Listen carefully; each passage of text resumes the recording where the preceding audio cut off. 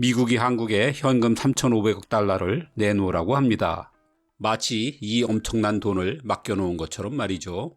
이 요구는 분명 트럼프와 그의 장관들이 했습니다. 하지만 그 뒤에는 마가, 즉 Make America Great Again을 외치는 거대한 세력이 있습니다. 빨간 모자를 쓰고 유세장마다 몰려다니는 이들은 트럼프의 표밭이자 그를 지탱하는 가장 강력한 기반입니다. 이들은 한국이, 일본이, 중국이 그리고 온 세계가 자신들의 것을 훔쳐갔다며 위대했던 과거로 돌아가자고 외칩니다. 이 확신에 찬 분노로 트럼프가 어떤 거짓말을 하든 어떤 터무니없는 주장을 하든 열광적인 지지를 보내죠.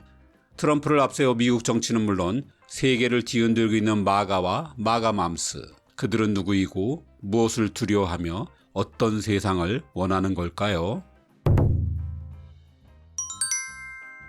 미국을 다시 위대하게, 이 문장은 트럼프가 처음 만든 것은 아닙니다. 원조는 1980년 로널드 레이건 대통령이죠. 베트남전 패배와 석유 위기 그리고 인플레이션으로 휘청이던 미국에서 레이건은 이 구호를 내걸어 보수의 영웅으로 떠올랐습니다. 낙관적인 태도, 강한 군사력, 자유시장, 그가 내세운 핵심 메시지입니다. 30년 뒤 트럼프가 이 문장을 다시 꺼내들었습니다. 이유는 이미 그 구호가 미국 보수에게 성공의 상징이었기 때문입니다. 그는 자신을 워싱턴의 정치인이 아니라 레이건의 후계자이자 대중의 구원자로 보이길 원했습니다. 그래서 단순히 인용이 아니라 이 문장을 아예 상표로 등록했습니다. 정치 구호를 법적으로 독점한 겁니다. 매우 이례적인 일이었죠. 트럼프는 오래전부터 이름을 브랜드화하는 걸 좋아했습니다.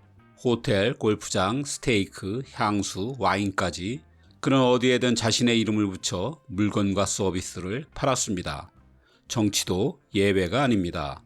트럼프는 선거운동이 시작되기도 전에 Make America Great Again이라는 문구를 빨간 모자에 새겨 팔았습니다. 한 개에 $25, 2015년 첫 해 매출이 1,500만 달러, 약 200억 원이 넘었습니다. 이후 티셔츠, 깃발, 머그컵, 스티커까지 마가 굿즈는 인기 폭발이었습니다. 2024년 대선까지 그 누적 매출은 1억에서 2억 달러, 한화로 1,400억에서 2,800억 원대에 이른다는 추정입니다. 이 구호가 강력했던 이유는 단순함 때문입니다. 트럼프는 복잡한 경제나 정책을 말하지 않습니다. 대신 잃어버린 자존심을 반복해서 건드렸습니다. 이것이 세계화 기술 혁신으로 일자리를 잃고 사회의 중심에서 밀려난 중하층 백인의 향수와 분노를 제대로 자극했습니다. 트럼프가 이들의 불만을 정확히 읽어낸 것이죠. 이렇게 되면서 마가가 새겨진 빨간색 모자는 공화당 지지자를 넘어 트럼프 지지자임을 보여주는 시각적 상징이 되었습니다. 빨간 모자는 곧 우리 편이라는 표식이 된 거죠. 이는 빨간 모자를 쓴 사람 간의 정치적 연대감을 형성시켰습니다. 정치학자들은 이런 현상을 정치의 상품화 혹은 정치의 브랜드화라고 부릅니다. 사상과 정책이 아니라 로고와 색깔 그리고 상품을 통해 정치가 소비되는 현상을 말합니다. 사람들은 정책 대신 모자를 샀고 투표 대신 굿즈 구매로 트럼프에 대한 충성을 증명했습니다. 그렇다면 이 구호에 열광하는 사람들은 누구일까요? 우선 지난 2024년 대선에서 트럼프는 약 7,700만 표를 얻었습니다. 미국 전체의 유권자 약 1억 6천만 명 중 거의 절반입니다. 이 중에서도 핵심 마가 지지층, 즉 트럼프가 무슨 짓을 해도 지지하는 사람들은 전체의 유권자의 약 20%인 3천만 명 정도로 추산됩니다. 여기에 늘 트럼프의 우호적인 투표를 하는 2천만 명을 합치면 약 5천만 명이 마가 성향이라고 할 수 있습니다. 마가의 얼굴은 생각보다 분명합니다. 압도적인 다수가 백인입니다. 2024년 대선 기준으로 트럼프 지지자의 82%가 백인이었고 히스패닉은 9%, 흑인은 6% 정도였습니다. 인종적 다양성이 늘어날수록 이들은 자신이 점점 더 주변으로 밀려난다고 느낍니다. 그래서 어게인이라는 단어에 집착합니다. 자신들이 중심이던 시절로 다시 돌아가고 싶다는 뜻이죠. 남성 비율은 약 60%로 여성보다 훨씬 높습니다. 나이로는 45세 이상이 과반을 차지합니다. 특히 퇴직을 앞둔 세대가 많습니다. 이들에게 위대했던 미국은 잘 나가던 젊은 시절의 기억입니다. 세상은 지금처럼 복잡하지도 않았고 세계는 미국과 자신들을 중심으로 돌아가던 리즈 시절이었죠. 경제적으로는 제조업, 건설업, 운송업, 농업 등 세태 산업의 중하층 노동자가 중심입니다. 연소득으로 따지면 4만에서 8만 달러 정도죠. 절대적인 빈곤층은 아니지만 더 나아질 수 없다는 좌절감을 공유합니다. 인공지능, 데이터, 디지털, 바이오, 환경과 같은 단어는 그들의 삶과 거의 접점이 없습니다. 그들에게 미래는 희망이 아니라 자신을 밀어내는 낯선 심일 뿐입니다. 마가의 지지세는 지리적으로도 뚜렷합니다. 미국 전역에 퍼져 있지만 그 중심은 남부와 중서부 그리고 러스트벨트라 불리는 지역입니다. 한때 미국 산업의 심장이었지만 미국 경제가 금융과 IT 중심으로 재편되면서 지금은 녹슨 공장과 텅 빈 도심만 남은 쇠퇴한 산업지대죠. 펜실베이니아, 오하이오, 미시간, 위스콘신, 인디애나가 그 핵심이고 디트로이트, 피츠버그, 클리블랜드, 영스타운 같은 도시들이 대표적입니다. 마가를 설명할 때 종교도 빼놓을 수 없습니다. 그 중심은 단연 백인 복음주의 개신교입니다. 미국 인구의 약 14%를 차지하지만 정치적 영향력은 어마어마합니다. 이들의 80% 이상이 마가죠. 교단으로 보면 남부 침례교회와 오순절 카리스마 교회가 절대 지지그룹입니다. 전자는 성경의 권위와 보수적 도덕관을 강조하고 후자는 방언과 치유 같은 신비 체험을 중시합니다. 이 교회들은 오래전부터 미국은 하나님이 세운 기독교 국가라는 믿음을 갖고 있습니다. 하지만 이들이 보기에 미국은 그간 정반대의 길로 갔습니다. 낙태가 합법화되고 동성 결혼이 허용되며 학교에서 기도가 금지되었습니다. 복음주의 교회는 이걸 미국이 무너지는 신호로 여깁니다. 이들은 트럼프만이 자신들의 신앙과 가치를 지켜줄 수 있다고 철석같이 믿고 있죠. 마가를 이해하는 데 종교보다 더 중요한 게 있습니다. 바로 학력 격차입니다. 지금 미국 정치를 가르는 가장 뚜렷한 기준은 부나 계급이 아니라 대학을 나왔느냐의 여부입니다. 비대졸층, 즉 대학을 안 나온 백인이야말로 트럼프의 열혈 지지자들입니다. 통계에 따르면 마가의 58%가 대졸 미만으로 가장 큰 비중을 차지하고 그중 절반은 고등학교 졸업 이하입니다. 반대로 대학을 졸업한 고학력층은 점점 민주당으로 기울고 있습니다. 이들은 다양성과 평등, 성소수자, 환경 문제 등 진보적 가치를 자연스럽게 받아들입니다. 대학을 나온 사람들은 변화와 다문화를 발전으로 여기지만 그렇지 않은 사람은 이것을 내 자리를 빼앗는 위협으로 경계합니다. 비대졸층은 워싱턴의 정치인, 뉴욕의 언론인, 아이비리그 출신 엘리트들이 자신들을 무시하거나 가르치려 한다며 깊은 반감을 갖습니다. 이들은 평생 일하고 세금 내고 군 복무까지 하며 나라를 지켜왔다는 자부심이 있습니다. 그런데 미국의 엘리트들은 자신들을 무식하거나 혹은 인종차별주의자라고 경멸합니다. 너무 분해서 참을 수가 없죠. 그들에게 엘리트란 세상 일과는 동떨어진 채 책상 앞에 앉아 이민자나 소수자를 옹호하는 일 따위나 하는 사람들입니다. 반대로 자신들은 진짜 미국을 지켜온 사람들이죠. 그래서 그들은 엘리트와 맞서 싸울 정치인을 기다려왔습니다. 그때 트럼프가 메시아처럼 나타났지요. 그는 부자였지만 언론과 정치권, 지식인을 거침없이 조롱했습니다. 사람들은 그 통쾌함 속에서 우리 편의 전사를 받고 그렇게 마가라는 이름 아래 모이기 시작했습니다. 트럼프는 그 분노의 결과이자 상징인 것이죠. 마가는 스스로를 보수라고 부릅니다. 하지만 세상은 그렇게 보지 않습니다. 그들이 말하는 보수는 전통적 의미의 보수와는 다릅니다. 그들의 보수는 제도를 지키는 보수가 아니라 제도에 맞서는 보수입니다. 그래서 미국과 유럽의 주류 학계와 주요 언론은 마가를 극우 포퓰리즘으로 분류합니다. 그 이유는 네 가지 성향에서 드러납니다. 첫째, 민주주의에 대한 불신입니다. 마가는 선거를 국민의 뜻이 아니라 조작 가능한 제도로 여깁니다. 선거에서 패배하면 부정투표를 주장하고 의회를 점거하며 판결이 마음에 들지 않으면 사법부까지 공격합니다. 그들의 눈에 제도는 더 이상 공정한 심판이 아니라 자신들을 배제하는 장치입니다. 민주주의 제도를 인정하지 않는 태도, 이것이 전통적 보수와 극우를 가르는 가장 확실한 기준입니다. 둘째, 배제적 민족주의입니다. 마가가 말하는 진짜 미국인은 백인, 기독교도 영어를 사용하는 사람입니다.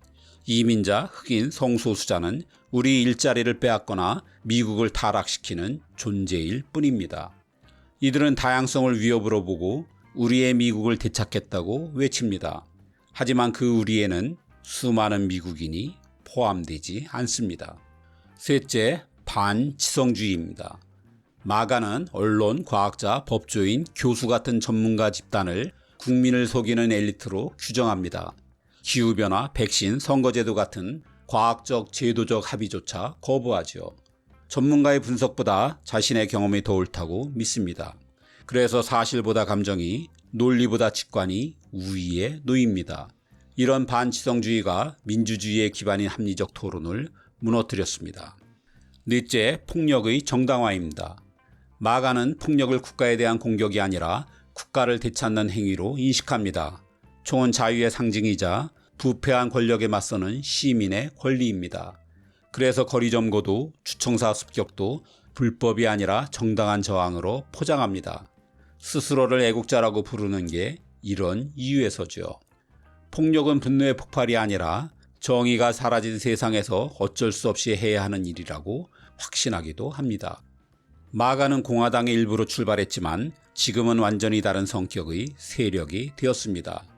전통적인 공화당은 작은 정부, 자유시장, 법치화 절제를 중요하게 여깁니다. 하지만 마가는 이런 제도를 믿지 않습니다. 대신 타협이나 토론보다 트럼프에 대한 충성을 더 중요하게 생각하죠. 그래서 미트 롬니나 리즈 체니 같은 공화당의 원로들은 마가를 보수의 탈을 쓴 극단주의라고 부릅니다. 그런 염려에도 불구하고 지금의 공화당은 마가를 전혀 제어하지 못합니다.